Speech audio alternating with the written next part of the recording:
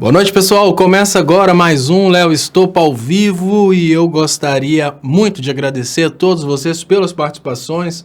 Já somos aqui aproximadamente 1000 pessoas, isso contando os 3 canais que estão transmitindo. Então eu gostaria de te convidar, você que chegou por aí e ainda não é inscrito, se inscreva aí no canal do Estopa, no canal Leonardo Estopa. E se estiver assistindo pelo Facebook, não esqueça de curtir Leonardo Estopa aí pelo Facebook.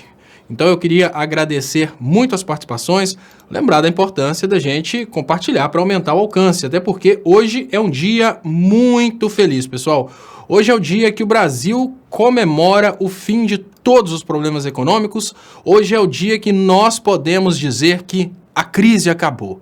Olha, e a crise acaba de uma vez só, através de um golpe de mestre. Nós precisamos dizer que o Brasil realmente não elegeu um presidente da República. O Brasil elegeu o Messias.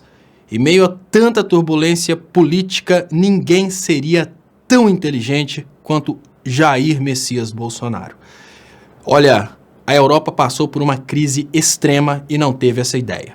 Os Estados Unidos, durante a quebra da Bolsa, não pensaram nisso.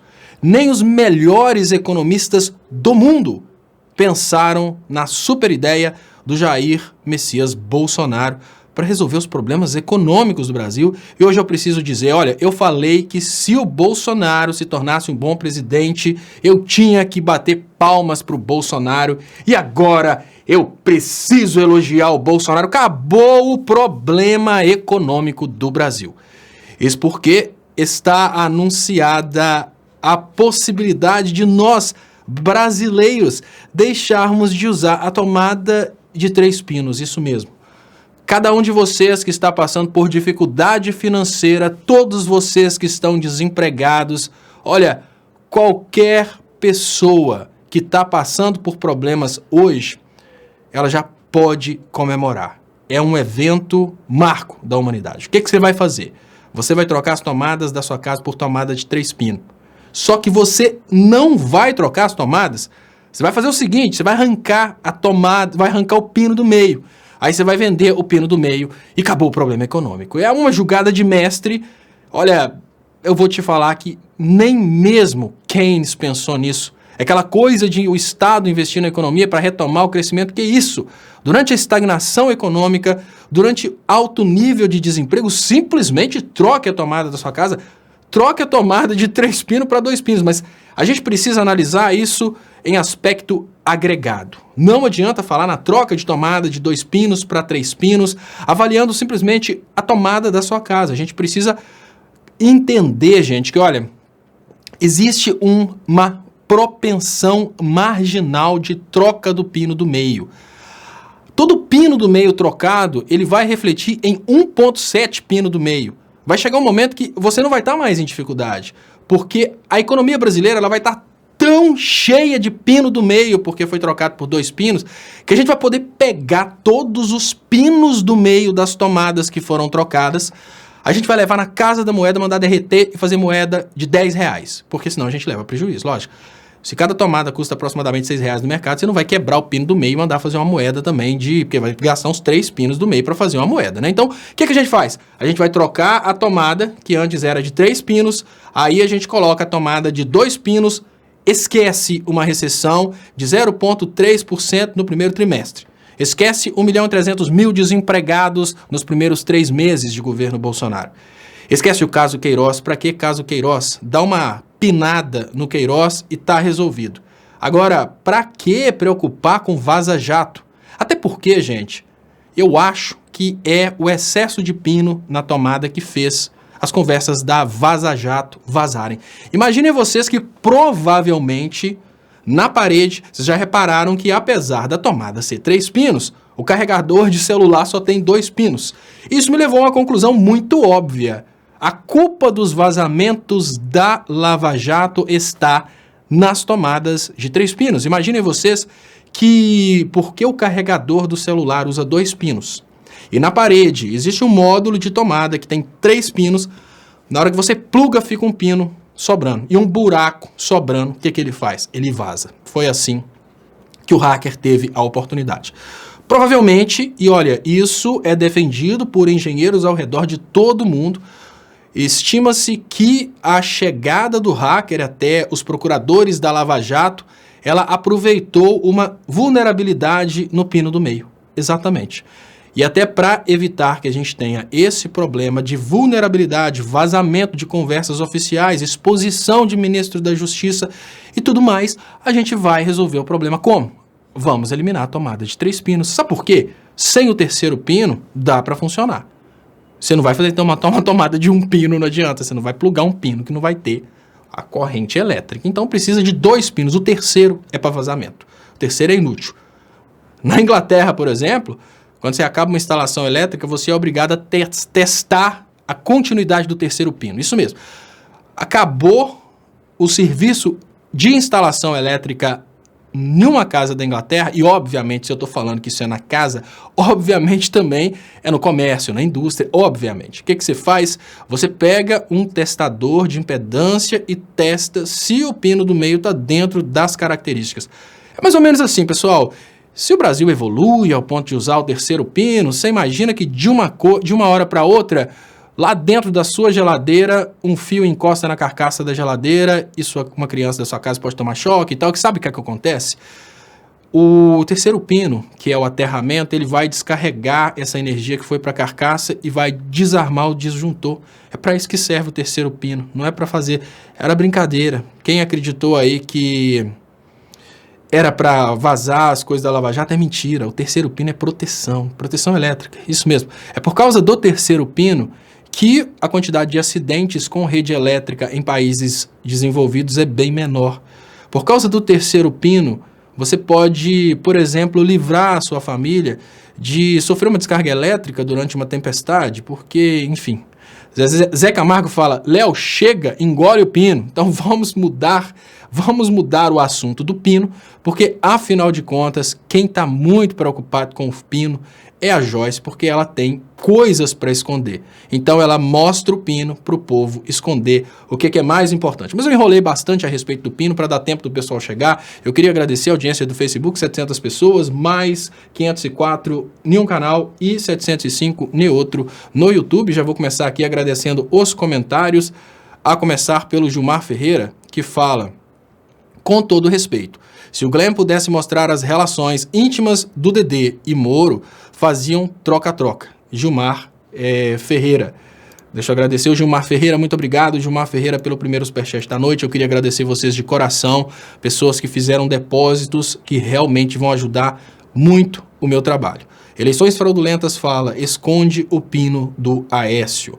Então, muito obrigado ao Gilmar Ferreira, muito obrigado pela sua ajuda. E hoje eu coloquei o título no programa de hoje de Bateu o Desespero. Sim, bateu o desespero. É claro que a gente vai falar sobre o desespero ao longo da noite, mas é muito importante que a gente já dê uma corrida aqui nas principais notícias que estão aqui no site do Brasil 247. Mas antes eu vou agradecer aqui o Lavredi, que vem aqui no canal Leonardo Estopa e deixa a seguinte mensagem. Eu vou conseguir aqui, o computador vai me dar o ar da graça de funcionar direitinho e funcionou.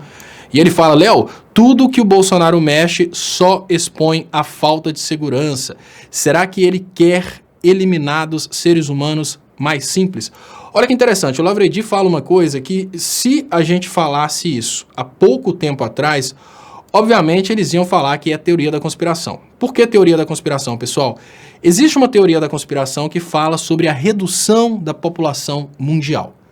Essa teoria, segundo essa teoria da conspiração, nós chegamos num nível de desenvolvimento tecnológico tão grande que não são necessárias tantas pessoas sobre a face da Terra para produzir.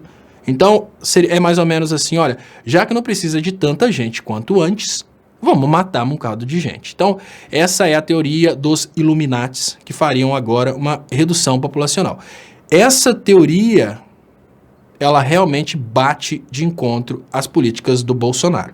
Uma coisa é fato, a teoria propõe a ideia de que os Illuminatis trabalhariam pela morte de pessoas, porque o interesse deles seria reduzir 30% da população mundial. Eu vou tentar colocar uma claquete aqui, 30% da população. Illuminati. Só para ver se eu acho qualquer coisa para falar a respeito disso. Né? Bom, tem aqui no Wikipedia, Nova Ordem Mundial, Teoria Conspiratória. Então, enfim, não estou achando exatamente a teoria da redução da população mundial, mas eu vou falar para vocês sobre o que ela diz, porque existem hoje duas internets. É a internet que a gente conhece, todo mundo conhece, que é a internet onde você pesquisa as coisas no Google, mas existe também a Deep Web, onde as pessoas encontram coisas que são barradas pelo Google. Então, se você procura na Deep Web a respeito dessa teoria de redução populacional, Lavredi, realmente tem pessoas que defendem a ideia que esses banqueiros fariam essa redução da população em 30%. Analisando que esses banqueiros fariam essa redução da população em 30% contra o que o Bolsonaro tem feito, o Bolsonaro realmente tem feito coisas muito estranhas, eu já começo a acreditar nessa teoria da conspiração. Porque é o seguinte, o que me leva a acreditar nessa teoria da conspiração? O cara permitiu no Brasil a utilização de agrotóxicos. Olha só, a quantidade de coisas, gente, não é só uma coisa.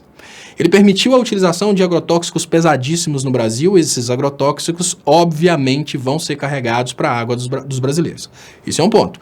Outro ponto, o Bolsonaro reduz a proteção do trânsito, obviamente, ao diminuir exigências como, por exemplo, o controle de velocidade através de radar. Eu quero ser multado? Claro que eu não quero ser multado, mas também não me engane. Lógico que a retirada dos pardais vai causar um aumento nos acidentes. Aí o Bolsonaro desprotege as crianças, cadeirinhas. Claro que se o carro bate, não precisa ser uma batida muito forte, e tem uma criança que não está na cadeirinha, o destino dessa criança, obviamente, é o cemitério ou o crematório. Vamos cair na real, porque a criança ela é muito vulnerável, em qualquer acidente ela vai morrer. Nessa brincadeira, o mesmo Bolsonaro fala em tirar essa possibilidade da proteção elétrica, como, por exemplo, o aterramento. O que ele ganha com isso? Tem uma parte da minha análise que me diz que o Bolsonaro está negociando com algum fabricante, porque quando o Brasil escolheu esse padrão de tomadas, várias empresas ao redor do mundo fizeram propostas para o Brasil, e o Brasil poderia ter adotado padrão, por exemplo, dos Estados Unidos, padrão europeu. Não, o Brasil criou um padrão dele, padrão ABNT2, né? Padrão ABNT não sei o que lá, né? No norma, ABNT2 é o teclado. Pronto. O Brasil poderia ter adotado outro sistema, ele adotou esse sistema. Então existem duas possibilidades. Uma possibilidade é o Bolsonaro está fazendo isso para beneficiar os fabricantes. Né? Tipo, todo mundo vai ter que comprar adaptador. Né? E não vai ser uma tomada de 2 pinos compatível com o que a gente tem. Vai ser, obviamente, a tomada de 2 pinos americana. Né? Aí eu já começo a assustar vocês. Né? Tomada, deixa eu colocar aqui, de 2 pinos americana. Né? Então, olha só. Por que ele trocaria para tomada de 2 pinos americana e deixa eu colocar aqui chata? Exatamente porque essa não é compatível com a que a gente tem. Então, se o Bolsonaro realmente levar essa brincadeira para frente, qual tomada que vocês acham que o Bolsonaro vai utilizar? Vai ser essa aqui, ó. Não vai ser a tomada, né, que todo mundo imagina que vai ser simplesmente tirar o pino da tomada. Se ele simplesmente tira o pino da tomada, ele obviamente não vai obrigar você a comprar outra tomada. Agora, se ele muda para esse padrão, imagine que olha, e o que acontece, pessoal? No momento em que o presidente muda essa norma, todo mundo é obrigado a se adequar à nova norma, o que significa que as pessoas serão obrigadas a comprar adaptadores e as novas obras serão obrigadas a comprar o modelo novo de tomada. Por exemplo, você não consegue comprar hoje no Brasil aquele modelo antigo, você tem que comprar o padrão que está em uso. Então, se o Bolsonaro coloca essa tomadinha chata, imagina quantos fabricantes que vão abraçar o Bolsonaro e soltar uma graninha para ele e falar: muito obrigado, Bolsonaro, você ajudou a gente, né? Enquanto sua população estava passando dificuldade, sem emprego, você foi e criou uma troca para tomada de 2 pinos, aí ele troca para essa tomada de 2 pinos, ele fala que o motivo é que a outra tomada é comunista, aí vão os brasileiros e trocam por essa tomada de 2 pinos e começam realmente a viver o mundo de transição, que é, algumas pessoas trocam a tomada da parede. Outras pessoas não trocam a tomada da parede, outras pessoas começam a usar adaptadores. Mas se você tiver que substituir, você tem que comprar um modelo novo. E um aparelho antigo só tem a tomada antiga, você tem que comprar um adaptador, então cortar e colocar outra. Aí você chega numa casa que é o modelo novo, o seu aparelho é antigo, você tem que pôr um adaptador. É tudo, assim, uma loucura de outro mundo, mas precisamos admitir que é assim que funciona uma presidência da República que não é voltada para o interesse público. É uma presidência da República voltada para os interesses de banqueiros, para os interesses de algumas indústrias. E aí ele realmente faz o brasileiro entrar em mais dificuldade ainda, tirando a possibilidade de proteção através do aterramento e, por outro ponto, tirando também a paz dos brasileiros que já estavam com um padrão consolidado e agora começam a utilizar um outro padrão de tomada. É para isso que trocam o padrão de tomada. Se não fosse por isso, pergunta básica, por que a Inglaterra está usando aquele padrão há tanto tempo? Guilherme Pereira pergunta, Léo, qual é a chance das eleições serem anuladas em decorrência da fraude contra o presidente Lula? Aí eu te falo uma coisa, Guilherme Pereira, exatamente por causa das eleições, a possibilidade de deixarem o Lula sair da cadeia, ela ainda está muito pequena. Para vocês entenderem como que eu avalio a possibilidade do STF deixar o Lula sair da cadeia, eu avalio de uma forma muito simples. O Lula precisa ter mais popularidade e mais apelo público do que o Sérgio Moro. Existe uma guerra muito aberta e clara, e nem é com Bolsonaro. A guerra é Moro-Bolsonaro. Ele é simplesmente como eu diria, o Bolsonaro é simplesmente, sei lá, um efeito colateral do Sérgio Moro. Esse Bolsonaro, como efeito colateral do Sérgio Moro, ele realmente vai na onda do Sérgio Moro. Então, o que acontece? A possibilidade do Lula sair da cadeia está atrelada à nossa responsabilidade em derreter a popularidade do Moro. Se a gente consegue derreter a popularidade do Moro, o STF tem coragem de desafiar o Moro. Fora isso, é bem difícil. Não pensem vocês que o STF quer ser submisso ao Moro. Eu falo até diferente. O STF gostaria de estar contra o Moro. O Congresso gostaria de derrubar o Moro, porque o Moro se tornou uma espécie de imperador dentro do Brasil. Ele se tornou muito perigoso, porque o Moro consegue articular a população para fazer bagunça, para ameaçar e etc e tal. Então, qual o ponto que eu tenho nesse momento? Para o Moro cair e o Lula sair, é preciso que a gente trabalhe no derretimento da popularidade da Operação Lava Jato. E tá dando certo, pessoal. Tá dando certo, a gente já tá tendo resultado e o nome da coisa inclusive, o nome do programa de hoje inclusive bater o desespero por causa disso, né? E Ellen Martins fala, o STF tá de rabo preso, exatamente, é por isso que não adianta a gente, digamos que, não adianta a gente pensar aí que eles vão simplesmente tomar uma decisão a favor da Constituição. Não, eles estão acovardados. Aide Mota, Léo, o assunto é antigo, mas você deveria falar para os bolsominions sobre a Georgina. Toda a roubalheira da Previdência começou com ela. Não adianta. O que é o problema, Aide Mota? Deixa eu explicar para vocês qual que é o ponto, Aide Mota. Existem dois tipos de pessoa, o que age com a razão, o que age com a emoção, né? Existem duas formas de uma pessoa tomar uma decisão e ter um posicionamento, com a razão e com a emoção. Eu vou dar um exemplo para vocês do que é digamos que uma decisão tomada com a emoção, que eu faço críticas, eu sei que tem várias pessoas que fazem isso, né? A pessoa já está passando dificuldades e normalmente acontece, né, de um dos dois cônjuges, né, ou é o marido que faz isso, ou é a mulher que faz isso, e aí o trem desanda mesmo, né? Um cônjuge começa a ir para uma igreja, cai nas lábias de um pastor pilantra, e esse cônjuge vende as coisas de dentro de casa e entrega para o pastor pilantra. Aí eu te falo, olha, a pessoa agiu contra a própria família, tirando o bem de dentro de casa, tirando uma geladeira, por exemplo, porque ela foi movida pela emoção no sentido de acreditar naquele pilantra.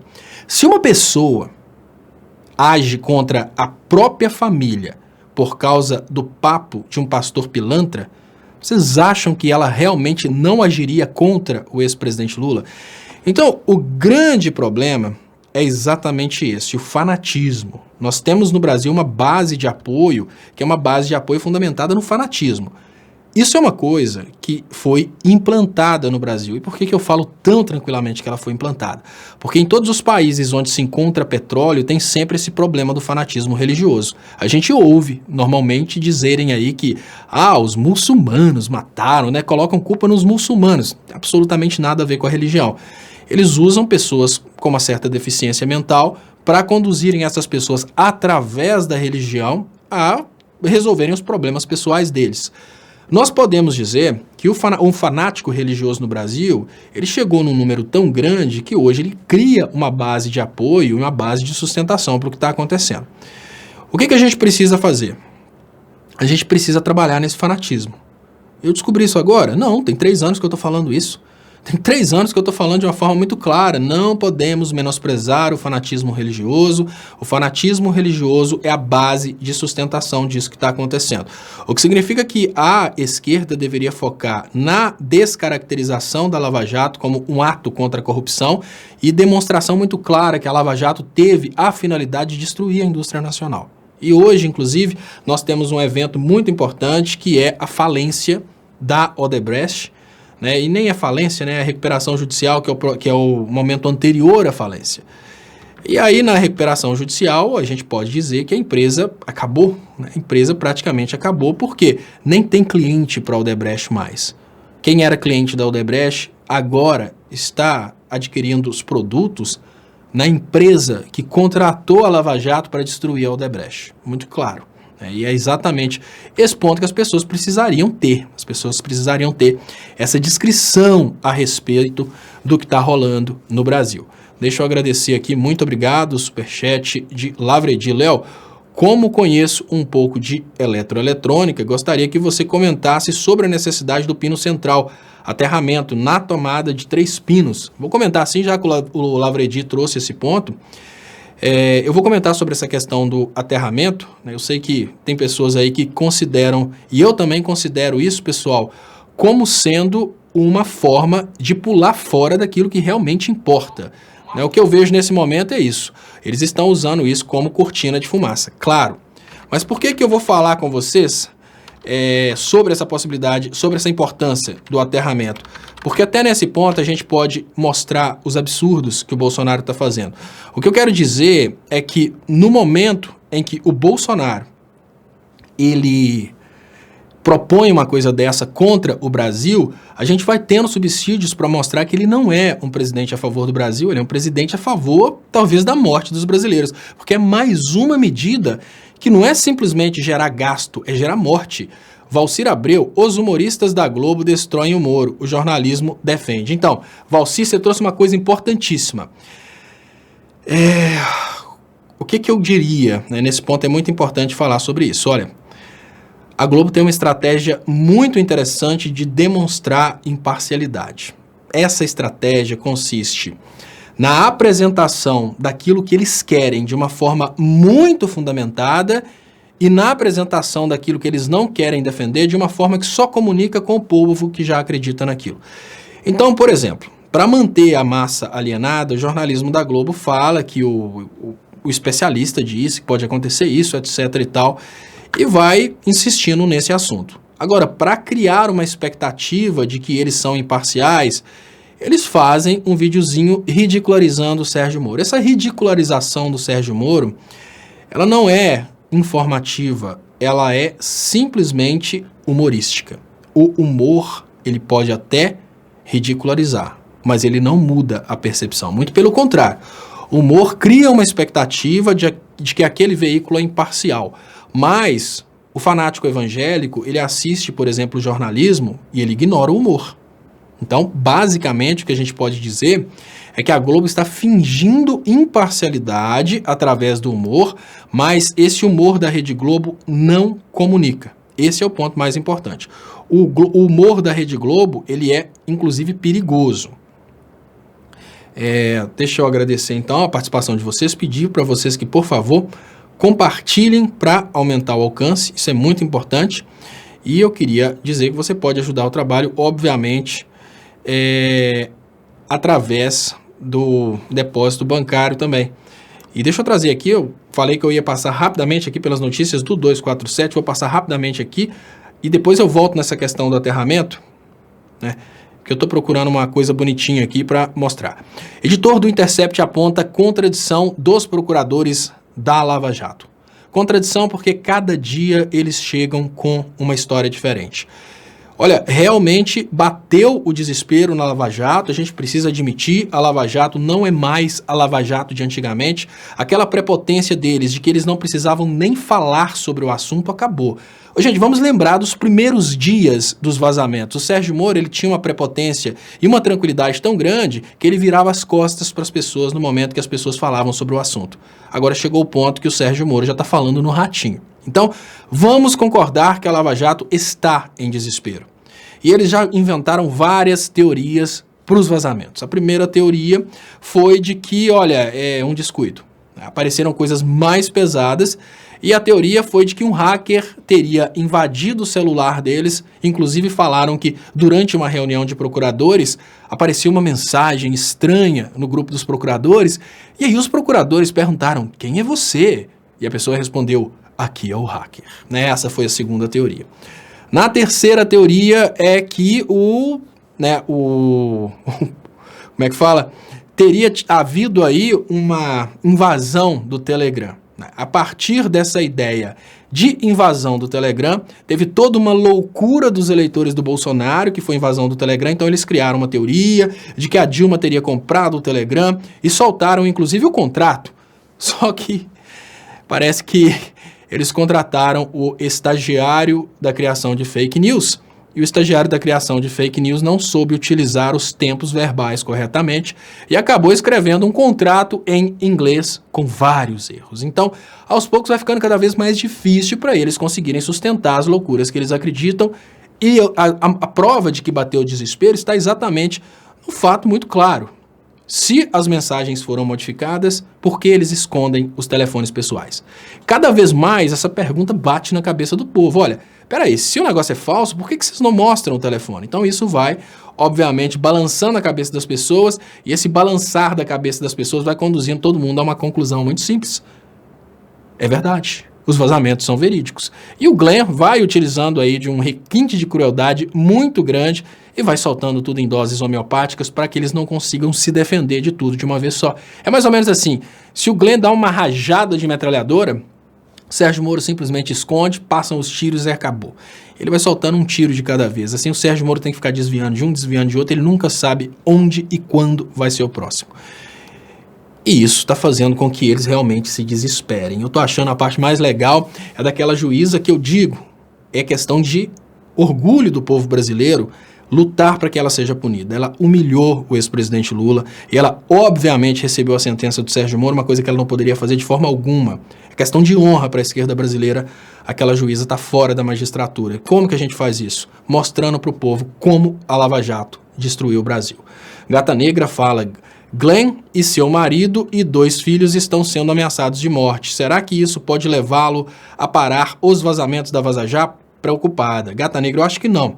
Eu acho que o que poderia acontecer, ele ficar morto, se fosse comigo, eu ia ficar morto de raiva, ia sair do Brasil e continuava de lá. Ana Paula Amaral, inclusive a juíza falou que vai processar todo mundo, já falou, não, se o Glenn tiver qualquer problema com o processo, manda pra mim e deixa ela me processar. Ana Paula Amaral, Léo Bozo vai fazer pior que o governo venezuelano com o tempo. Todos verá, ninguém tira esse lixo do governo. Ele sabe que assim que sair, os filhos caem, certo? Muito obrigado, Ana Paula Amaral. Exatamente, o que o Bolsonaro está fazendo para sobreviver no governo? Ele está entregando tudo. Então, enquanto ele estiver entregando tudo, né, ele está entregando o que é nosso. Então, enquanto ele estiver entregando o que é nosso, a chave continua com ele, a chave da porta está com ele está entregando tudo. E, é lógico, quem vai tomar a chave da porta dele, se não o povo? O povo está inerte. VT 21081. Muito obrigado pelo superchat. É inútil o Brasil fingir que é um país sério quando retira ilegalmente a liberdade de seu líder mais notável.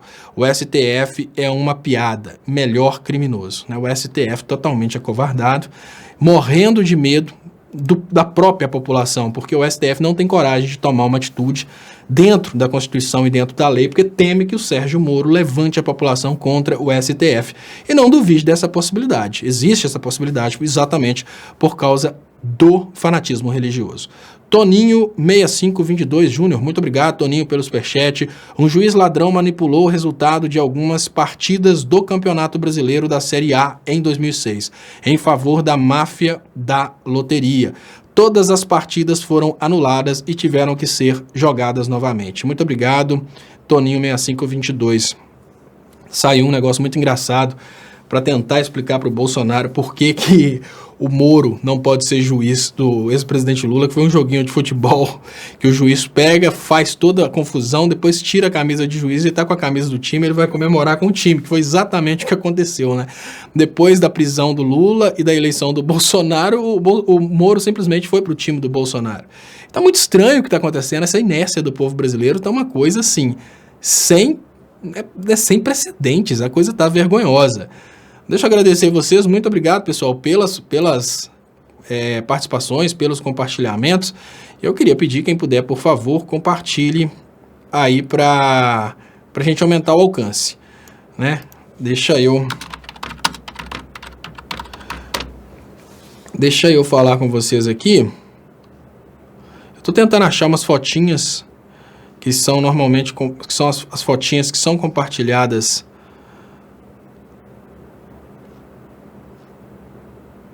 Eu não tô achando. Na hora, bom, quando a gente não tá procurando, a gente acha muito fácil, né? Mas... tá aqui. Achei uma fotinha aqui que pode ajudar mais ou menos naquilo que eu falei com o colega que eu faria, que é, né, o colega pediu para fazer uma explicação, né, sobre a importância do aterramento. O que acontece, pessoal, no Brasil a gente não tem essa prática da utilização do aterramento, não é uma coisa muito comum. Tem muitas pessoas que já estão fazendo as instalações com aterramento. Por que eu estou falando de aterramento, para quem chegou aí agora? Porque a Joyce Hasselman está comemorando e fazendo enquetes a respeito da solução do problema econômico brasileiro, que é a maior cortina de fumaça de todos os tempos, que é a ideia de trocar a tomada brasileira por uma tomada de 2 pinos, né? Além da minha ideia de que essa troca é para atender alguma indústria, eles vão trocar, obviamente, por alguma tomada de pino chato, eles não vão chegar e colocar uma tomada de 2 pinos compatível com a de 3 pinos, porque senão eles não ganhariam absolutamente nada com isso. Eu considero isso um desrespeito muito grande com a sociedade brasileira, porque os 3 pinos, eles trazem a oportunidade da gente ter uma coisa que chama proteção básica por aterramento. Como que funciona, pessoal? Para vocês terem uma ideia. Os 2 pinos, que são os tradicionais, eles, né, transportam a energia elétrica. Já o pino do meio, se ele estiver corretamente conectado, ele transporta o aterramento. Quando que o aterramento é importante? Que aí você vai perguntar para mim, mas espera aí, o carregador do meu celular não tem esse 3º pino, a minha televisão não tem esse 3º pino. O 3º pino é, na maioria das vezes, para aparelhos metálicos, porque os aparelhos metálicos, eles têm o risco aí de uma hora para outra sair um fio lá de dentro e encostar na carcaça. Então, por exemplo, o ideal, e isso é obviamente regra nos países desenvolvidos, é que uma geladeira com a carcaça metálica tenha o 3º pino conectado até a carcaça. E como que a coisa protege você e sua família? Olha, imagina que tem qualquer problema dentro da geladeira, um vazamento, seja lá o que for, e a energia de fase, que é a que dá choque, vai para a carcaça da geladeira. O que pode acontecer? Uma criança pode ir lá molhada, encostar na geladeira, e se ela encosta com a corrente adequada, né, a corrente suficiente, passando pelo coração, a pessoa tem uma parada cardíaca. Aqui tem uma corrente correta de energia, né, uma faixa de corrente que pode causar parada cardíaca nas pessoas. Então, se a pessoa tem esse choque e a corrente passa pelos nervos do coração, ela tem uma parada cardíaca. A ideia do aterramento é evitar a possibilidade de um fio que encostou na carcaça de qualquer equipamento levar para a carcaça desse equipamento a fase, porque o aterramento retorna com essa energia e desarma o disjuntor. Isso é a condição ideal. Mas outras condições, por exemplo, olha, imagine que caiu um raio perto da sua casa. Então tem uma indução eletromagnética na rede e aí você tem uma alta tensão momentânea naquela rede. E se o raio caiu exatamente, hoje eu vejo a Luísa, por exemplo, a gente assusta de uma hora para outra, ela está lá com um fio na boca. Imagina que se de uma hora para outra esse raio cai e tem uma criança segurando um fio.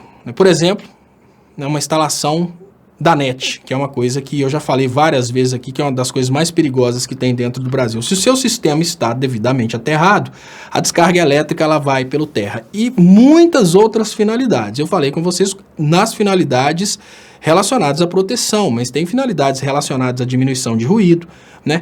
Agora, outra coisa que pode acontecer também, e acreditem, isso acontece, de uma hora para outra, rebenta o fio neutro no poste. Quando rebenta o fio neutro no poste, você pode ter altas tensões dentro da sua casa e o que segura a onda é o aterramento. Então são várias possibilidades do aterramento contribuir. E nas normas brasileiras de energia elétrica, o aterramento é uma coisa, né, extremamente conectada à segurança e o aterramento está lá muito claro como sendo uma exigência.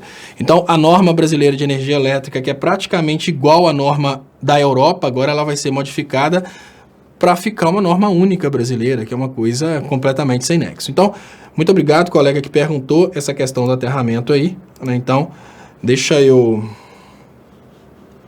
agradecer aqui. E Portal Sabendo Direito pergunta, Angélica, mas, né, tá tendo um bate-papo aí, Altair Festa, a Lava Jato foi inventada só para prejudicar o maior partido político do país. Eu tenho para mim, isso eu queria trazer para vocês,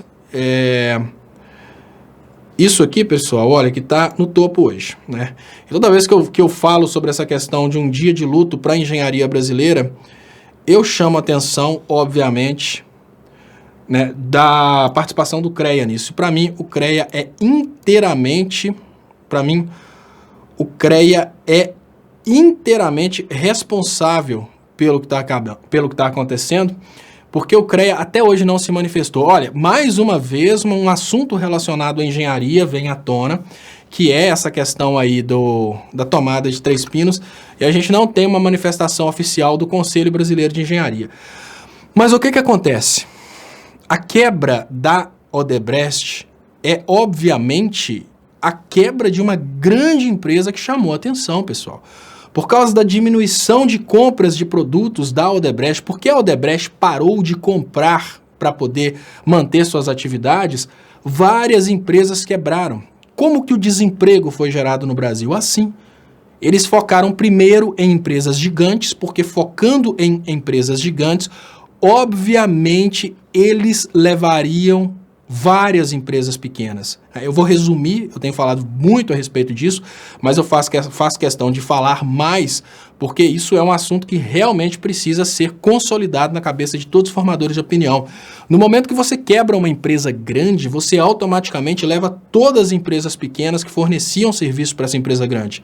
E automaticamente você gera desemprego em todas as empresas pequenas. Então estamos falando aí de 260 mil empregos diretos gerados pela Odebrecht, mas todos os empregos indiretos, né? Então vamos imaginar uma coisa básica. Né? Construção civil, lembra a gente de cimento. Por causa da quebra da Odebrecht, quantas fábricas de cimento não fecharam e não tiveram que despedir pessoas? Por causa das pessoas que foram despedidas nas fábricas de cimento, quantos empregos que foram perdidos, por exemplo, nos supermercados, porque essas pessoas pararam de comprar? Então é muito importante que a gente consiga entender o tamanho do trabalho do Sérgio Moro. Isso é uma coisa que é uma teoria econômica que é relacionada à interligação da indústria.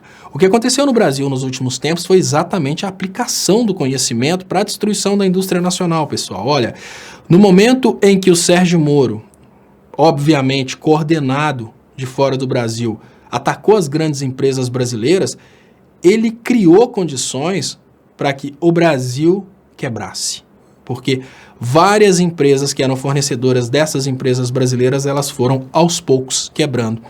E aos poucos também a gente percebe uma coisa que a gente precisa considerar importante. O Brasil vai se tornando cada vez menos competitivo.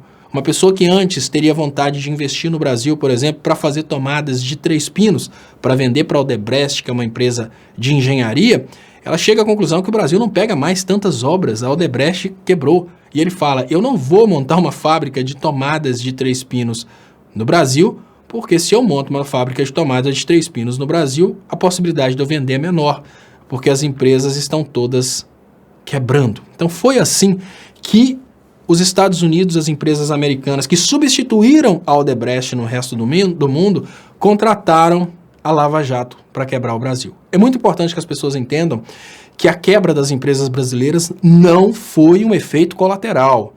A quebra das empresas brasileiras foi o objetivo da Lava Jato. A crise econômica foi o objetivo da Lava Jato. Efeito colateral da Lava Jato foi o crescimento em popularidade do Sérgio Moro. Isso foi um efeito colateral. O resto, como por exemplo a destruição da nossa economia, isso foi o objetivo. Infelizmente, essa foi a finalidade da Operação Lava Jato. Deixa eu trazer para vocês, né? O editor do Intercept aponta contradição dos procuradores da Lava Jato. Eu comentei rapidamente isso aqui, mas o que está acontecendo, pessoal, é que, olha, pergunta básica, né? Pergunta básica. Se os operadores da Lava Jato acreditam que tudo que o Glenn está apresentando é mentira, por que eles não entregam os telefones? Eu vou perguntar mais uma vez, porque eu estou vendo que tem eleitores zumbis, eleitores do Bolsonaro aqui, e eles estão dizendo, inclusive, sobre a possibilidade de ter tido aí um combinado com o site russo, etc., e que tudo é uma farsa. E a pergunta básica é, se é tudo mentira, por que eles não entregam os telefones? Eles não entregam os telefones porque até agora eles não conseguiram achar uma forma de apagar as mensagens do backup do Telegram sem deixar rastros. Pode ter certeza que tem vários técnicos e especialistas em informática trabalhando para tentar limpar as mensagens do telefone desse pessoal e não deixar rastros, mas por enquanto eles não conseguiram. Tem uma corrida contra o tempo e eles vão tentar ver se eles conseguem fazer isso acontecer. Deixa eu trazer aqui, muito obrigado ao Pedro Correia, muito obrigado pelo superchat, muito importante para o crescimento dos canais. Eu queria agradecer muito, Pedro, porque, obviamente, a sobrevivência de canais de esquerda é graças à ajuda de pessoas como você.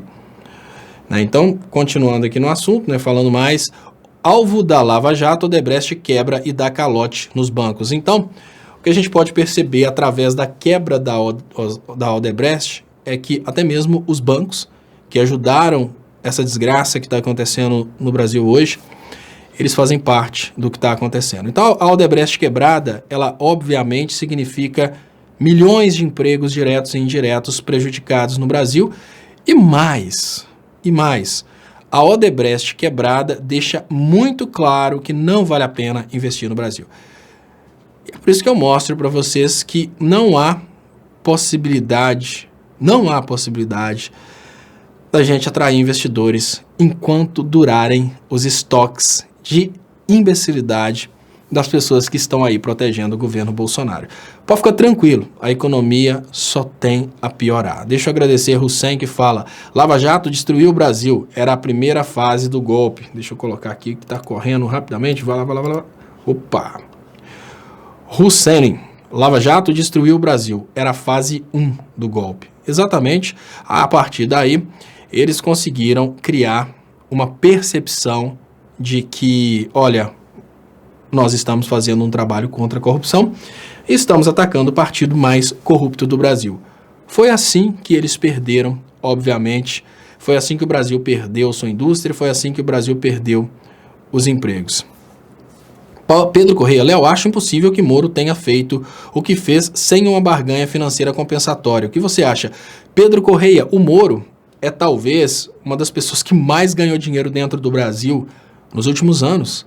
O Moro, cada palestra do Moro, olha, e foi assim que eles compraram o trabalho do Moro, assim que eles remuneraram o Moro. Durante toda vez que o Moro condenava o Lula, que o Moro fazia qualquer sacanagem com o Lula, chovia palestra. Nossa, até a juíza agora começou também a viver esse mundo maravilhoso de condenar o Lula e ganhar palestras para pagar o seu trabalho como poder judiciário, né? E aí, qual que é a teoria que eles estão trazendo hoje? É importante a gente falar sobre isso. Muito obrigado, Pedro Correia, pelo superchat. Nós realmente precisamos falar sobre isso. Depois que eles chegaram à conclusão que a teoria de que as conversas foram fraudadas, foram encomendadas do site russo, depois que falaram tudo isso, e Eu não sei se foi o Marreco que fez aquela... Deixa eu ver se eu acho para mostrar para vocês, porque é muito engraçado. Eu vou ver se eu acho aqui para mostrar para vocês. Deixa eu ver se eu acho. Isso é muito engraçado. O Marreco, não sei se foi o Marreco, não sei se foi ele, mas a grande realidade é que o cara chegou no ponto tão bizarro, mas tão bizarro. Eu gostaria muito que o Twitter me deixasse ler esse negócio aqui. O Marreco chegou num ponto tão bizarro, mas tão bizarro, que eles compartilharam um material cheio de erro, mas cheio de erro, para falar que foi alguém contratar o Telegram para criar a situação. Mas eu vou ver se eu acho aqui para vocês que a galera corrigiu os erros. Ah, tá aqui, ó. Gente, é muito feio. É muito feio. Olha só, a última deles. E o Glenn fala aqui, deixa eu ver se eu trago, né? Deixa eu ver se eu consigo diminuir aqui para dar para entrar. Entrou aqui, ó. E da próxima vez que vocês quiserem forjar um documento em inglês, não esqueçam de expressar os números em inglês, não em português. Dá para que sua fraude não seja tão óbvia. Demora menos de 30 segundos para usar o Google Tradutor. Haja preguiça. Show do pavão. Então, olha só. O que rolou, pessoal? Como sempre, a Operação Lava Jato inventando provas, eles tentaram se proteger, criando essa ideia aqui, ó. Só que não foram só os números, né? Aos poucos, mais erros bizarros foram aparecendo. Deixa eu ver se eu consigo mostrar para vocês aqui, ó.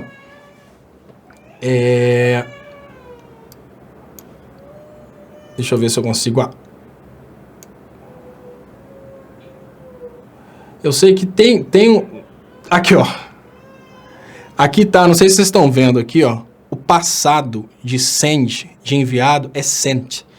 Então, assim, são várias coisas que os caras colocaram de erros bizarros na prova falsa deles. E é o mesmo modus operandi da Lava Jato. É a coisa assim, olha, criar provas para quem quer acreditar naquelas provas. Criar provas para quem quer realmente continuar se enganando que aquelas provas são verdadeiras. Isso é o que está acontecendo na Lava Jato hoje. Isso é um grande problema, porque tem pessoas que realmente querem insistir que essas provas são verdadeiras. Existe um perigo muito grande nesse desespero no sentido de querer acreditar naquilo que, obviamente, é inacreditável. E aí o procurador da Lava Jato diz que a parceria Moro-MPF é prática judiciária, porque nada deu certo. Tentaram dizer que as mensagens eram falsas. Aí o Glenn falou, olha, não tentem ir por isso. Foi muito bom.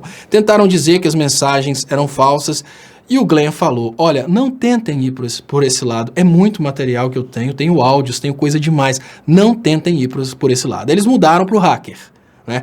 Aí, tipo assim, peraí, o hacker seria realmente estúpido a ponto, né? O Moro seria mesmo realmente um idiota a ponto de ver o hacker entrando no computador dele por 2 anos e não perceber que tinha um hacker ali.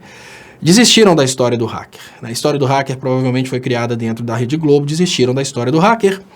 Agora eles estão apostando na ideia de que isso é normal. E olha, o mais interessante, para vocês terem uma ideia de como que o fanatismo conduz pessoas a conclusões extremamente bizarras. O fanatismo é uma coisa que precisa realmente ser analisada de uma forma mais delicada. Não adianta você bater de frente com o fanático, não. Olha, o conselho da OAB, o que é o conselho da OAB? O conselho da OAB são pessoas escolhidas pelos advogados. Para ser da OAB tem que ser advogado. Para ser advogado tem que ser formado em direito. Então o cara forma em direito, passa na prova da OAB, vira da OAB. A partir do momento em que a pessoa pertence à OAB, ela pode concorrer ao conselho. Quando ela concorre ao conselho, ela é votada numa chapa e passa a ser conselheiro da OAB. Ou seja, o cara formou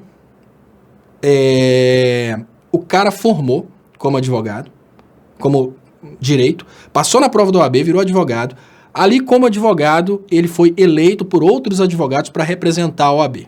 E são vários. Né? Tipo, 1 por estado. Vamos pensar assim, 2 por estado. São vários.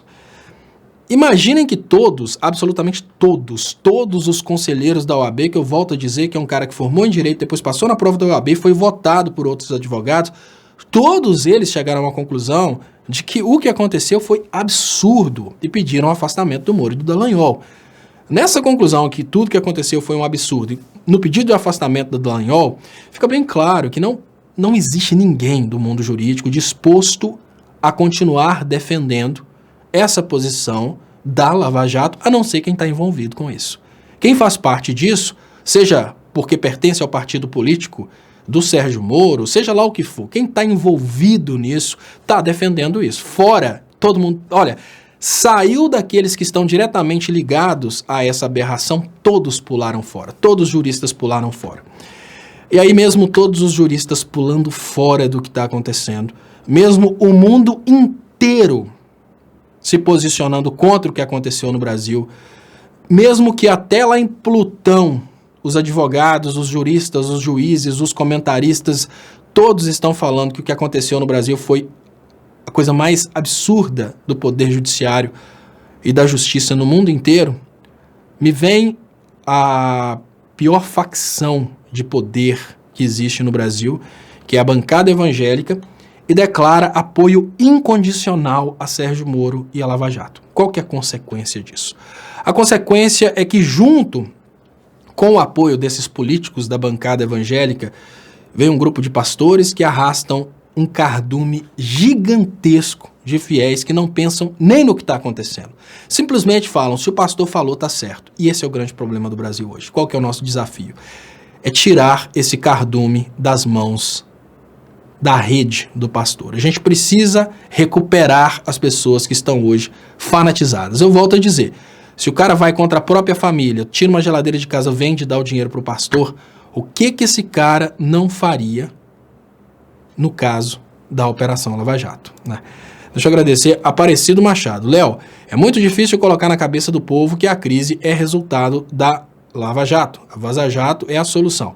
A maioria ainda acredita que foi culpa do PT. Aparecido, eu não sei se você viu que eu liberei um vídeo hoje mostrando dados econômicos do governo PT. Eu sei que é difícil, eu estou fazendo esse trabalho aqui há mais de 3 anos, eu sei que realmente não é tão fácil assim, mas o máximo que a gente pode fazer é, sem dúvidas, lutar para tentar mostrar para as pessoas. Deixa eu agradecer.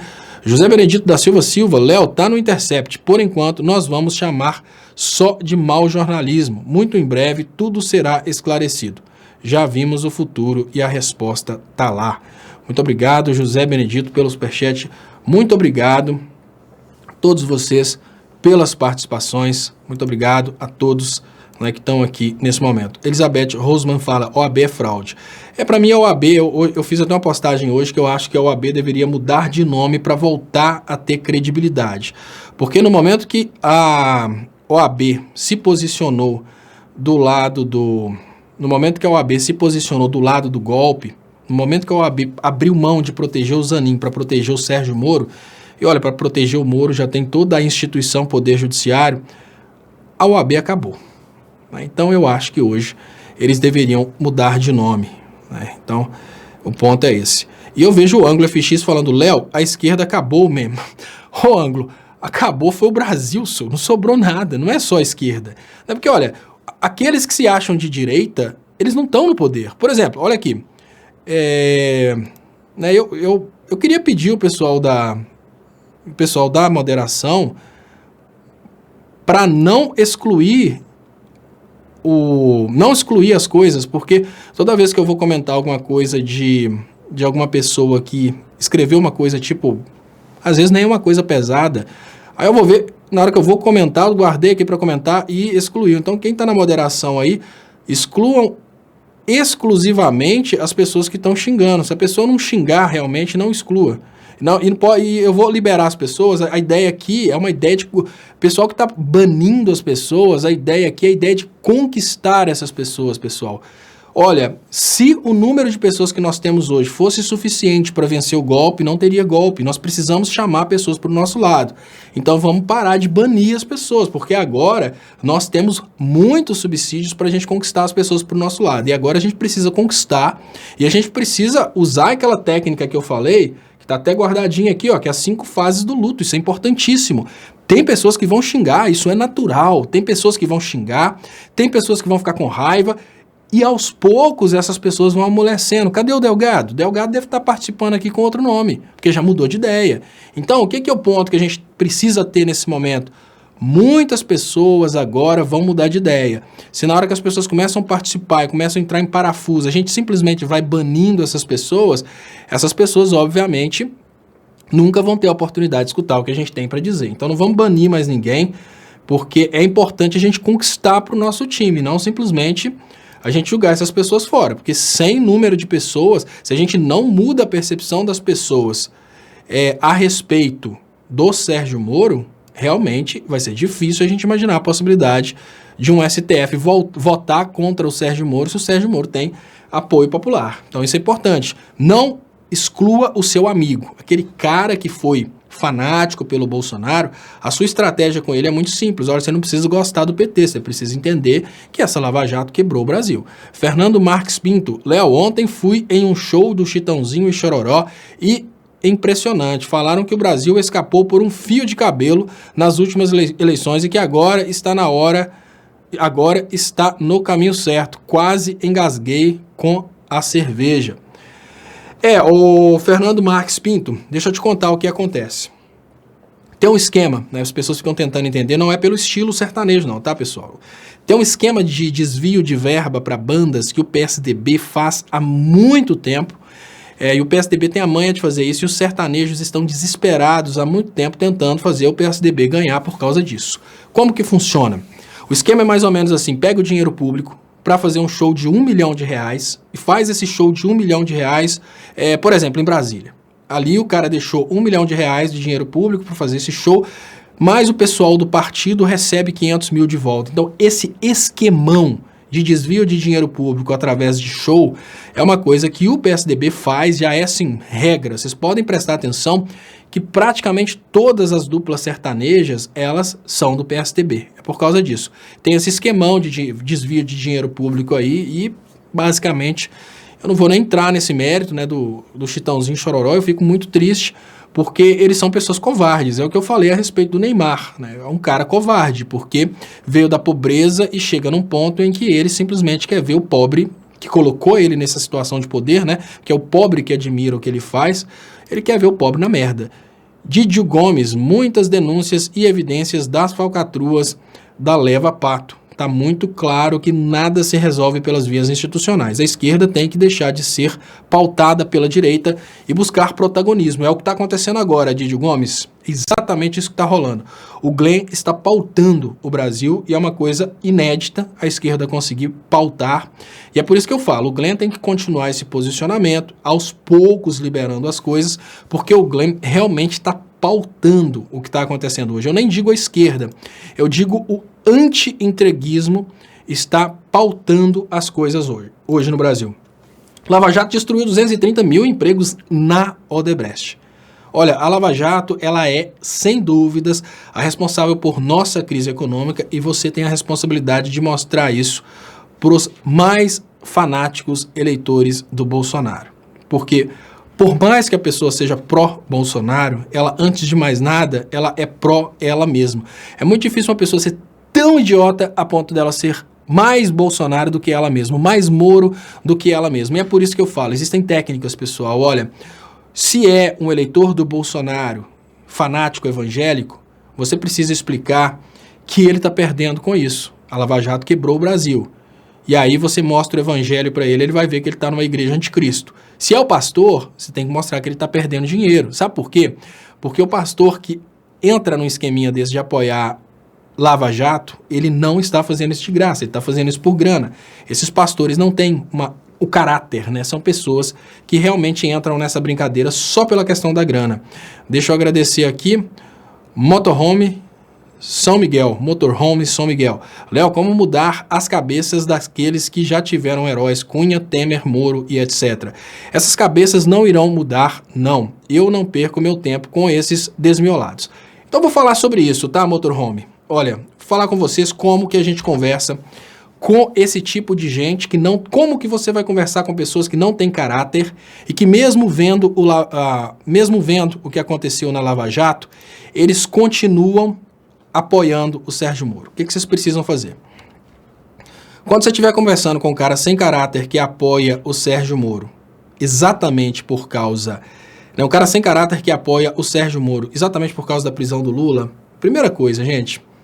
A gente precisa ser estratégico, esquece o ex-presidente Lula. Você não vai conseguir chegar num cara sem caráter que está comemorando a prisão do Lula, mesmo que ilegal, e fazer esse cara ter empatia, se sentir triste pela prisão do Lula. Não, você não vai conseguir fazer isso.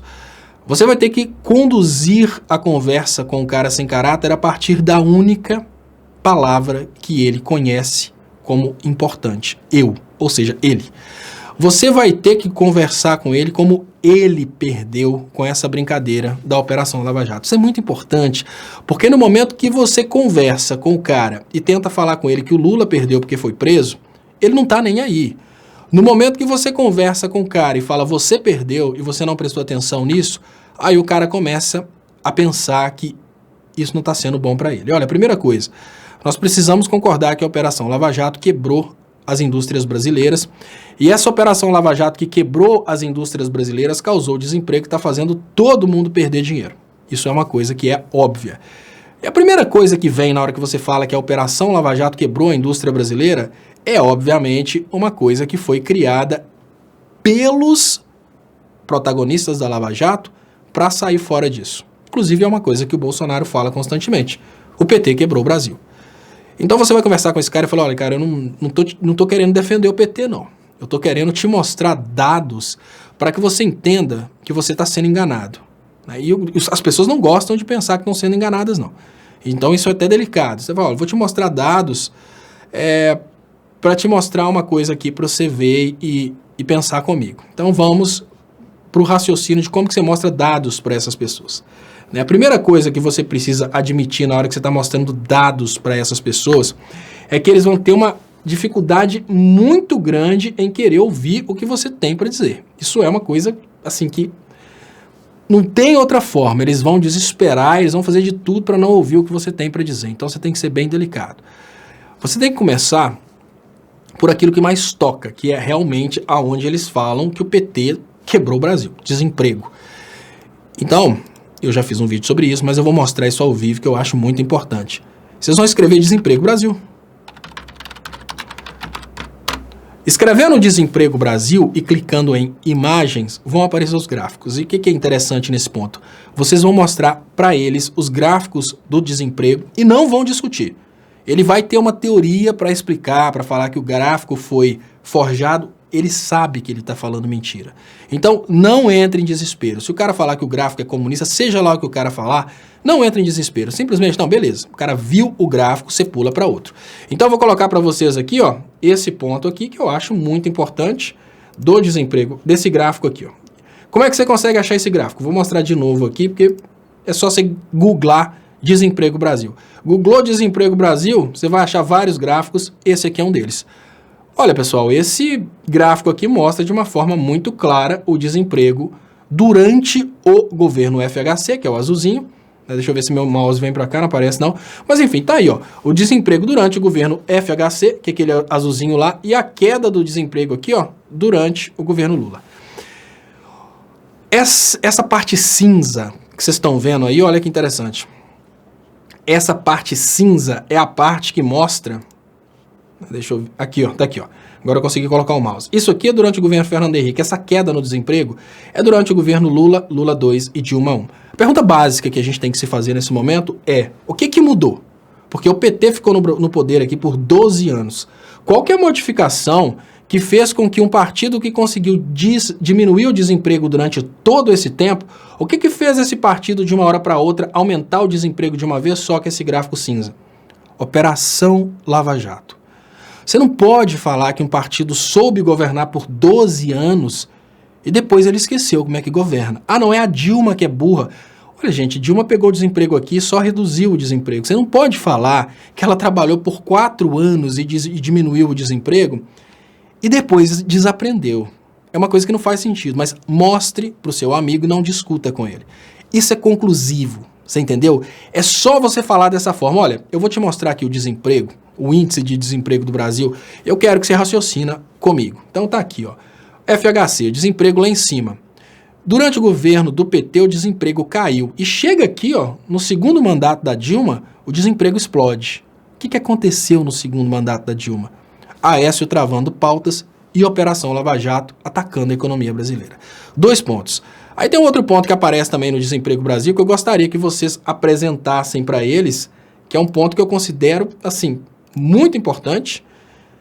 E é outra coisa para vocês perguntarem para eles o que eles acham a respeito disso. Na hora que você digita Desemprego Brasil, vem junto a questão de empresas que pediram falência. Eu fiz o teste hoje, isso aconteceu. Mas vamos pensar aqui. Não apareceu dessa vez, eu vou colocar Falências Brasil. Vamos procurar como Falências Brasil. E tá aqui, ó. Deixa eu ver se eu consigo achar uma que vai até o governo Dilma, que é um gráfico que eu achei antes. E isso, pessoal, não são dados comunistas, não. Isso são dados... tá aqui, falências requeridas. Importante. Esse gráfico aqui eu acho mais interessante, por quê? Porque é comunista? Não. É porque é um gráfico que tem o governo Lula e o governo Dilma também. Então eu acho que é um gráfico que mais fala para a gente ter condição de mostrar para essa galera. Então tá aqui. Falências requeridas, né? Então, o que eu consigo ver por esse gráfico aqui? E eu acho que vocês não precisam brigar com eles, tá, pessoal? Não é necessário brigar com o eleitor do Bolsonaro e não é necessário brigar com o cara que não gosta da Dilma e do Lula. Só mostrem, olha, eu vou te mostrar o histórico de falências no Brasil. Ele fala que o PT quebrou o Brasil. Então você mostra o histórico de falências. Olha, ao nível de falências durante o governo Fernando Henrique. E olha o que aconteceu durante o governo do PT. Você só vai mostrar isso. Não defenda o PT, esse cara não está preparado para escutar a defesa do PT. Mostra, olha, eu estou te mostrando dados que estão aqui, são dados econômicos, né? Você tem que usar inteligência, você tem que considerar dados mais importantes do que a emoção, porque os dados estão aí. Então tá aqui, ó, falência, só reduziu a falência durante o governo do PT. Não proteja o PT, nem fale do PT. Fala, olha, esse período aí que o PT ficou no poder, teve uma redução nas falências, né? Então, olha só, 2 coisas nós já mostramos. Redução do desemprego, redução das falências. Agora, eu vou trazer aquele que normalmente eu trago demais, que eu acho que vocês precisam saber mostrar para essa galera também, que é o PIB Brasil. Então vamos ver aqui, PIB Brasil. Vamos ver como é que ele está aparecendo, cada época ele aparece de um jeito. E o PIB Brasil, deixa eu ver se esse gráfico histórico aqui está aqui. PIB Brasil, está aqui, olha que interessante. Aí é importante que vocês mostrem para esse cara também o PIB Brasil, para esse cara refletir. Mas não é necessário também, gente, não é necessário discutir muito não. Né? O que a gente está mostrando aqui, nem é que o Bolsonaro quebrou o Brasil, deixa bem claro pro cara. Não estou falando mal do Bolsonaro, não. Talvez nem o Bolsonaro saiba que ele é vítima de tudo isso. Mas olha aqui, o que acontece? Essa linha aqui divide o governo do PT e do PSDB. Essa linha para trás, governo do PSDB, essa linha para frente, o governo do PT. Então, observem que interessante. Governo Dilma, só crescimento no PIB, crise mundial, o PIB dá uma congelada, Operação Lava Jato. Isso aqui é a Operação Lava Jato, pessoal, olha. Operação Lava Jato simplesmente desmontou o PIB brasileiro. Aí eu falo com vocês, a Operação Lava Jato trucidou o Brasil e mesmo assim tem quem tá apoiando a Operação Lava Jato. Ah, não, mas foi o PT que quebrou o Brasil. Não, tudo bem, se você acha que o PT quebrou o Brasil, eu quero que você me explique uma coisa muito básica. Daqui para cá, nós temos um aumento de mais de 5 vezes. Olha, eu vou até trazer aqui uma forma que aparece em números, para vocês terem uma ideia. Olha aqui. Aqui vocês vão conseguir ver números. E eu acho esses números importantes, porque eles vão dar condições para vocês terem, mostrarem para o eleitor do Bolsonaro as coisas. Olha, o PIB aqui durante a transição. No momento que o PT pegou o Brasil, o PIB... Deixa eu ver onde que ele está mudando. Tá vendo? Os números mudam aqui mesmo. Então tá aqui, ó. Olha que interessante. Vocês vão ter condição de mostrar para os caras o PIB Brasil. Enquanto eu tô chiando aqui, tá mostrando o PIB Brasil. Olha só. O PT pegou o Brasil aqui, ó. O PIB estava em 508 bilhões. O PIB Brasil aqui, no ápice, estava em 2,6 trilhões. Mesmo com a crise mundial, o PIB Brasil estava com 2,456 trilhões. Pessoal, isso é a economia brasileira. Isso é o resultado da economia brasileira. Olha, deixa eu mostrar para vocês uma coisa. Durante o governo Fernando Henrique, o PIB estava em 508 e aqui no melhor momento do governo antes da crise, o PIB estava mais de 5 vezes maior. Que negócio é esse de falar que o PT quebrou o Brasil? Então, beleza, não precisa falar do PT, vocês vão mostrar para ele. Fala, olha, queria te mostrar isso aqui, olha. Durante todo o governo Lula e Dilma, o PIB só cresceu, só cresceu, só cresceu. Crise econômica, e o PIB caiu um pouquinho, obviamente, e manteve em 5 vezes o PIB do Fernando Henrique. Chega 2014, tem essa queda no PIB. Que queda é essa, pessoal? Que queda é essa? É lógico que essa queda chama-se Operação Lava Jato. Operação Lava Jato. Isso mesmo. Simples assim. A Operação Lava Jato quebrou a economia brasileira. Se o cara continuar nessa loucura, pensando que o PT quebrou o Brasil, mesmo que a gente tenha tido esse histórico de crescimento econômico durante todo o governo do PT, aí o cara realmente está procurando teorias para se enganar. Mas não defenda o PT, só mostre para ele. O que a gente precisa atacar nesse momento? Operação Lava Jato, Sérgio Moro. Olha o Sérgio Moro aqui, ó, destruindo a economia brasileira. É esse cara que gerou seu desemprego. E aí tem um último indicador econômico que eu costumo trazer, que eu vou ver se eu consigo mostrar para vocês aqui como pesquisar. Ele é mais complicado, que até então eu não tinha achado ele em site brasileiro, que é o Gini. Gini Brasil. Vamos ver se eu acho ele aqui, né? Porque de onde a gente encontrar o Gini Brasil, tá bom. Então vou colocar imagens aqui, vamos ver se a gente encontra o Gini Brasil. Sim. Cliquei em imagens e apareceram várias opções aqui do Gini Brasil. Por que eu tô falando com vocês do Gini? Isso aqui é o desemprego, isso aqui é a desigualdade social no Brasil, pessoal. Olha, esse quarto elemento que eu tô trazendo para vocês aqui é a desigualdade. Dalvanice, Dani, Léo, faz um vídeo curto só com essa parte. Coloquei hoje o vídeo curto da Dalvanice. O vídeo chama Desafio 4 Minutos. A finalidade do vídeo é exatamente essa. Com 4 minutos a pessoa vai entender tudo isso. E olha aqui, esse gráfico que eu estou mostrando para vocês aqui é exatamente a queda na desigualdade social do Brasil. Olha que perfeito.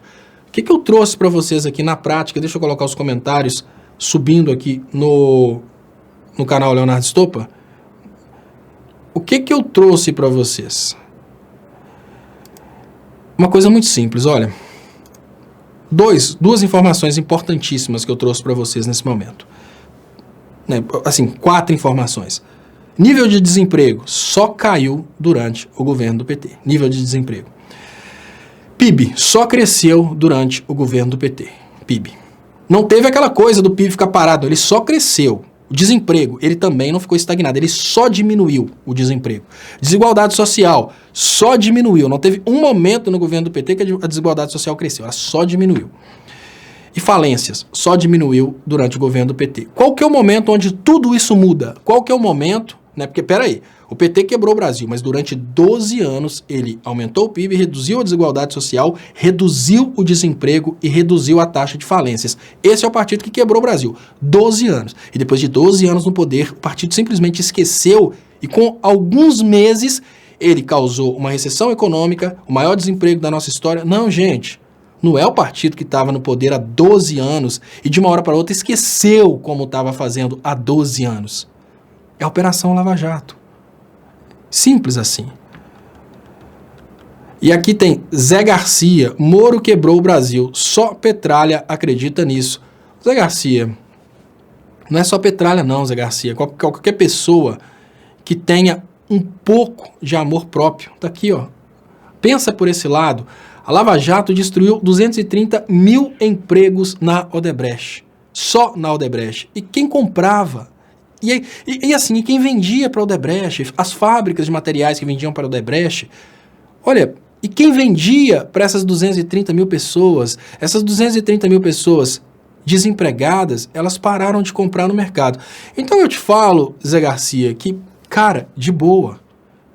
É uma questão de lógica. Qual a vantagem que você tem em continuar se enganando? Simples. Gente, quem aí for eleitor do Bolsonaro e quem ainda estiver acreditando que a Lava Jato foi uma coisa boa, E aí eu pergunto, olha, e tá aqui um corpo saudável com a mente podre. Basicamente eu queria entender, porque eu não consigo entender. Qual que é a vantagem que vocês conseguem ver nessa luta desesperadora por defender isso? Qual que é a vantagem? Porque até agora eu não entendi o que está acontecendo com vocês, eleitores do Bolsonaro, vocês que apoiam a Lava Jato. Vem uma operação policial com o Ministério Público e o Poder Judiciário, quebram várias empresas brasileiras, causam o maior desemprego da nossa história, falam que é para combater a corrupção, mas, no entanto, não combatem a corrupção do PSDB, e vocês conseguem ainda lutar para defender isso achando que realmente é loucura nossa. Olha, de boa, corpo saudável e mente podre, né? Olha, corpo saudável e mente podre. Você é um cara que está aqui constantemente. Você sabe que eu tô, digamos que, eu tô de boa com a sua participação aqui. Você pode vincar na sua loucura, você pode falar a loucura que você quiser. Mas você realmente acredita que foi vantagem a quebra das indústrias nacionais? Ah, não, mas é porque tinha um cara lá que era corrupto. Mas peraí, nós estamos falando em todo esse desemprego hoje. Você acha que o partido que levou o Brasil para o menor desemprego da sua história, ele quebrou o Brasil com um mês? Pensar, gente, pensar. E ó, volto a dizer, eu estou compartilhando com vocês coisas que eu aprendi.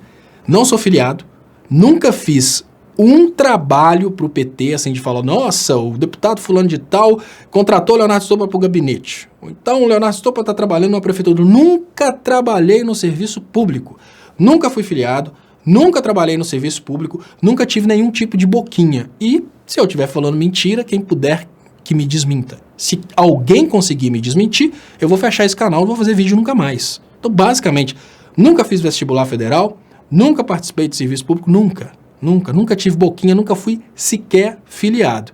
Então não é interesse pessoal de PT, não. É questão de coerência, pessoal, é questão de lógica, é questão de amor próprio e amor à economia do país onde minha filha vai crescer. Pensa. Será que faz sentido você continuar dando apoio para uma pessoa que é em conluio com empresas de fora, destruiu as nossas empresas aqui dentro? Ah, mas era por causa da corrupção. Pensa. Cadê o pessoal do PSDB na cadeia? Pensa. Não era corrupção. Brasil, deveríamos criar mais documentários, séries e até filmes usando esses dados para mostrar o quanto eles foram enganados. Brasil, muito obrigado, Brasil. Olha, Brasil, eu luto realmente para que a esquerda se una nesse tipo de comunicação mais instrutiva, levando mais informação. Mas esse trabalho, ele remunera pouco. A realidade é que, por exemplo, no YouTube a gente recebe pela quantidade de visualizações que um vídeo dá. Se eu fizer hoje um vídeo escrito bomba, Sérgio Moro está destruído, e fico, não, que agora acabou o Sérgio Moro, que não sei o que vai... Toda essa especulação louca dá muitas visualizações. Então a tendência natural é que a maioria queira fazer vídeos mais sensacionalistas para ganhar mais grana. E aí a gente só vai perdendo, porque os vídeos instrutivos, que são os que realmente produziriam mais resultado, eles vão sendo deixados para depois, e aí a partir disso, infelizmente, a gente não tem esse poder de convencimento. O Brasil fala, infelizmente, a classe média da direita não está disposta a se esclarecer na forma de estudo. Eles precisam ser entretidos enquanto aprendem a verdade. O meio audiovisual é a melhor maneira. Muito obrigado, Brasil. E olha, tem pessoas que não estão dispostas a escutar uma verdade diferente daquilo que elas querem ouvir, né? O grande problema do Brasil hoje é que existem duas verdades para as pessoas. Aquela verdade que é a verdade e a verdade que ela quer ouvir. As pessoas estão indo confortavelmente na direção das verdades que elas querem ouvir. Deixa eu pedir vocês para, por favor, compartilharem para a gente aumentar o alcance. Isso é muito importante mesmo para o crescimento dos canais. E eu vou mostrar para vocês, pessoal, o vídeo que eu fiz, que é esse Economia em 4 minutos. E antes, eu vou colocar, não é agora não, daqui a pouquinho, que ainda tem um pouquinho de live para eu bater papo, para pedir compartilhamento, fazer essas coisas. Eu vou colocar hoje esse vídeo, Economia em 4 minutos, porque eu gostaria que vocês voltassem no canal depois, encontrassem esse vídeo, vocês podem baixar, podem compartilhar no WhatsApp, podem usar da forma que quiserem. E mais, você pode treinar, Brasil, e gravar com a sua voz lá do jeito que você quiser. O mais importante é que essa mensagem seja compartilhada. Então, eu acho isso muito importante. Agora, eu queria pedir para você que, por favor, compartilhe esse vídeo mais uma vez, porque vai começar a reprise daqui a pouquinho, e é importante que as pessoas compartilhem a reprise. Eu queria pedir, quem ainda não foi inscrito nos meus canais, canal do Estopa e canal Leonardo Estopa, se inscreva, por favor. Isso faz uma diferença realmente muito grande, porque você vai receber as notificações. E não se inscreva só em um, se inscreva nos dois, porque se de uma hora para outra um sai do ar, a gente tem condições aí de colocar o outro, né? Então, eu queria anunciar também, normalmente eu estava fazendo, né, uma reprise no nível de estreia desses vídeos, né? A partir de amanhã eu vou fazer um teste. Eu vou tentar transmitir a reprise do programa da noite, amanhã, e eu gostaria que vocês dessem uma dica do melhor horário para reprisar o programa, esse programa, amanhã de manhã. Então, eu vou colocar para vocês, né, nesse momento, lembrando, você pode ajudar meu trabalho através das contas bancárias que estão anunciadas aí nesses vídeos. E eu queria pedir vocês, então, que quem puder participar aí, eu não sei fazer enquete, eu poderia fazer uma enquete dentro do... Eu poderia fazer uma enquete dentro do canal da Guia Comunidade, se eu conseguir eu vou ver se eu faço, mas pelo menos se vocês dessem uma ideia para o primeiro teste, que é o teste de reprise desse programa amanhã, eu vou fazer a reprise desse programa amanhã, agradeceria uma dica de vocês a respeito do horário. Então vou colocar agora o vídeo que eu prometi, que é Economia em 4 minutos, depois a reprise desse trabalho de hoje, e eu peço para vocês que, por favor,